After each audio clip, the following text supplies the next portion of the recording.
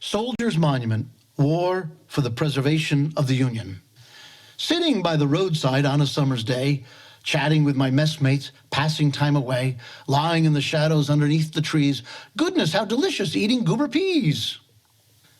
Or for a more somber song of that period, just before the battle, mother, I am thinking most of you, while upon the field we're watching with the enemy in view, comrades brave around me lying, filled with the thoughts of home and God, for well they know that on the morrow some will sleep beneath the sod. The Van Amringe Granite Company of Boston trucked their equipment directly from Gettysburg to build this monument, this debut monument in Memorial Park. At Gettysburg, you will see much of their work. The Van Amringe Granite Company was responsible for over 87 monuments at that battlefield, including, a few years after they constructed our obelisk, the base for the Virginia Memorial to their sons. The towering monument marking the point where Lee sat upon Traveler and watched from Seminary Ridge the brigades of Pickett, Pettigrew, and Anderson march toward the angle. Our townsfolk watched daily as the scaffolding was built, the work begun, the granite, ironically enough, hauled in from Winnsboro, South Carolina. Our monument honoring our northern soldiers is made from Dixie granite. In Dixieland, I'll take my stand to live and die in Dixie. The gunner was the first of the statues to be installed in December 1908. Then the newspapers reported the arrival and installation of the 4 granite balls, 3 foot in diameter, polished to a sheen. One of the final touches was the addition of 2 Civil War cannons located on either side of the Soldiers' Monument. They are absent today because the borough donated them to the war effort in 1942. A side note, Mr. J.E. Amadon was the constructing engineer who injured his foot in a construction accident leading to blood poisoning. His protracted illness, as well as other delays, caused concern as to when the committee would schedule the dedication ceremony. The newspapers were abuzz with rumors as to when the ceremony would occur. The committee originally talked about holding the ceremony on April 9th, 1909, the anniversary of Lee's surrender at Appomattox, but that date conflicted with Good Friday. In those days, Good Friday was respected. Shops and banks all closed so that townsfolk could attend services. Finally, the date was announced, Memorial Day, 1909. James Foster, himself a veteran of the War for the Preservation of the Union and proud member of the Grand Army of the Republic, and as chairman of the Civil War Monument Committee, he was thus the chief canvasser for raising the necessary $15,000 required for erecting this monument. He served as master of ceremonies. Tulips and other flowers were planted throughout the park. These beautification efforts performed by civic and religious groups. Grandstands were built in front of the Grove Sanctuary. Committee members boasted handsome badges adorned with ribbons. Hundreds of grade school children waved flags. A chorus of combined church choirs accompanied by bands led the singing, joined in by the 5,000 or more in attendance that day as the ceremonies commenced with the singing, "My Country 'Tis of Thee." The Reverend W.C. McCormick from Grove Church gave the invocation, whilst the memorial address was offered by the pastor from Trinity Lutheran Church in town, the Reverend L.D. Ulrich, mentioned as gaining renown as the region's finest orator. Thomas Stewart, Adjutant General of the Grand Army of the Republic, delivered the dedicatory address. If you wish to see our monument's twin, visit the Soldiers and Sailors Monument in Wakefield, Massachusetts, constructed by Van Amringe 7 years before our monument. Wakefield, besides including these identical soldier statues, has a sailor where we have the statue of this lady. All the statues generally attributed to the sculptor Melzer Hunt Mossman. Or would you like to visit our monument's cousin? Visit Vicksburg and admire the Minnesota Monument, completed by Van Amringe 2 years before ours. It too is an obelisk, although theirs is 13 feet taller than ours. They're allowed, they're a state, we're a county. Why an obelisk? The obelisk remains one of the most ancient of symbols, hearkening back to Egypt, where obelisks were dedicated to the sun god. These sun pillars stationed in pairs at the entrance of temples.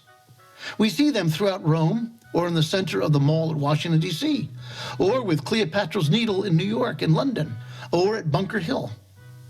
An obelisk rises from the top of the tomb of Abraham Lincoln in Springfield, Illinois. Likewise, surrounded by statues of infantrymen, gunner, trooper, and sailor, soldiers who suffered, killed, bled, and died because of our offense against God, namely, the sin of American slavery. For the obelisk represents reaching toward the sun, ascending toward the heavens. These pillars speak of immortality, capped by the divine shape of the pyramid. The pyramid is formed of 4s and 3s. 4, the perfect earth number. 3, the perfect divine number. Combined, they create the perfect union of heaven and earth. 3 plus 4 equals the divine number 7. 3 times 4 equals the divine celestial number of 12. 12 signs of the zodiac, 12 clans of Israel, 12 apostles. The obelisk is pointed with the pyramid, the point that disrupts the clouds and lets the sun shine through, the point that connects our souls eternally with heaven. Now see the Latin inscription from Cicero's Philippic 14 on the east side of the monument. Translated, it reads, "O fortunate death, which due to nature is most preferably paid for one's native country." But the biggest puzzle stems from the most prominent figure on this monument. Who is this female figure? Lady Liberty? But then why is the torch shoved into the ground? Lady Liberty would be enlightening the world. Lady Justice, well, where are the scales of justice in her hand? The contemporary newspaper accounts referred to her as the goddess of peace, possibly, but where then would be the goddess's traditional tokens of prosperity? War brings privation, peace brings abundance. She would be holding crops in her hand. Certainly, she stands before us as an allegorical figure, accompanied by these authentic representations of soldiers who fought together: cavalry, trooper, gunner, artilleryman, infantryman preparing to pull out cartridge and load his Springfield rifled musket. Who is she? She is Mother Country, facing south, grateful for peace. For the flaming torch held in her right hand, as documents record, represents the enemy engaged in the work of desolation and disunion. But those 3 men standing beside her on the soldier's monument wrested from the enemy this torch of destruction and surrendered it to Mother Country, who is even now extinguishing its flames of hatred and sectional division between North and South. Cradled in her left arm, she has received the sword, the instrument which has made this victory in defense of her honor and integrity possible. The sword now is sheathed. By dread deeds, thou dost answer us with deliverance, O God of our salvation. And then look to the plaque on the west.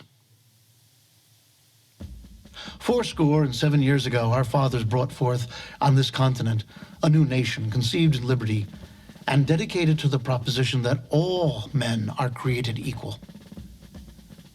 Now we are engaged in a great civil war, testing whether that nation or any nation so conceived and so dedicated can long endure. We are met on a great battlefield of that war. We have come to dedicate a portion of that field as a final resting place for those who here gave their lives that that nation might live. It is altogether fitting and proper that we should do this. But in a larger sense, we cannot dedicate, we cannot consecrate, we cannot hallow this ground. The brave men, living and dead, who struggled here have consecrated it far above our poor power to add or detract. The world will little note nor long remember what we say here, but it can never forget what they did here.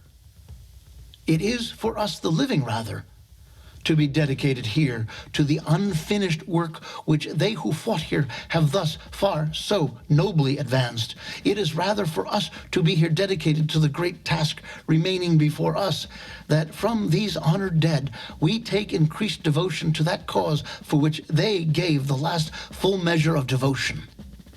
That we here highly resolve that these dead shall not have died in vain, that this nation under God shall have a new birth of freedom, and that government of the people, by the people, for the people, shall not perish from the earth.